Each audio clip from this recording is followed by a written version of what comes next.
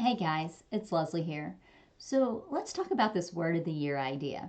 So it's nothing new, it's been around for years. You can Google, you can Pinterest, get lots of ideas on how to set your word, ideas on what it should be. But I wanted to just take a couple minutes today and talk about it and why it is important and how it can help people. So, the word of the year, the idea behind it is setting one word or a couple words or even a small phrase that you use to help guide your year. It's kind of setting the intention for the year, if you will. Um, for some people, it replaces goals. Goals, resolutions, it might be too overwhelming or too daunting. And so having just a word instead of a goal kind of helps them set the intention for the year or that focus. For other people, I'm going to say people like myself, I use the word of the year to help align my goals with what I want to accomplish. So that word of the year is the first thing I set. I come up with my word of the year, do lots of research and processing. I usually do that in around Thanksgiving and kind of set my intention for 2023. And then I shape my goals around that word of the year. So it influences everything I'm going to do for 2023. I will tell you, I started doing the word of the year about 7 or 8 years ago. The first couple years I did it, I set a word, and by about July, I was like, what's my word? I didn't remember. And so I knew something had to change if I wanted it to work the way that it should be, to guide that year and to help me focus. And so, well, I'd say 5 years ago, I started using it to shape my goals. The other thing that I did is I started making some sort of reminder that I would see every single day with my word of the year on it. So I just kept it front and center. I made a visual. I'm going to show you my visual for next year because I do have my word for next year. So I ordered this cute little thing off of Etsy. It's small. What would I say? Maybe 8 inches. I have it right here on my desk. So I see it every single day.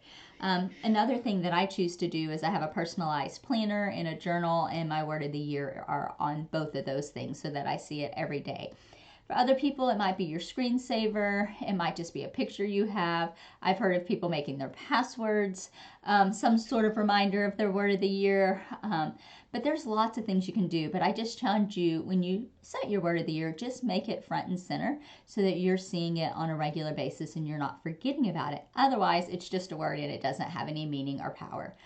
That leads to the second thing I would encourage you to do is to make sure your word is meaningful for you. There's tons of ideas out there, and a word of the year is not going to do any good if it's not something that you want for your year ahead. If it's not intentional or purposeful for your year, then it doesn't matter. So make sure it's something that you really want to focus on in 2023. It's something that challenges you or you can celebrate. I'm going to give you just a few ideas of things I've done over the years. I'll try to remember them. So last year my word was rooted because I just wanted to find my core values and find how to be rooted in those core values and for them to impact my daily life. Previous things I've done everything from intentional, the word cultivate, the word simplify. I've done believe, focus. So those are just some of the ideas I've done in the past. But like I said, it's up to you. It just needs to be meaningful to you and purposeful for you and your year ahead. One way that I love to use the word of the year also is to think about, what do I want in December of 2023? If I've lived out my word of the year and I've been intentional with it, what does it look like? What has changed in my life come December 2023? And I would even encourage you to take some time to write that out so you have it somewhere that you look at. I have it in the very back of my journal. It's the very last page of my journal. And so once a month I go and review it, and I have it there just to make sure I'm headed in the right direction and to reflect to see if that's where I'm still headed, if I need to make any tweaks. So like I said, make your word of the year purposeful, be intentional so you see it every day or on a regular basis so you don't forget about the word of the year. So that summarizes the word of the year. I hope it was helpful, and I would love to hear what your word of the year is going to be for 2023.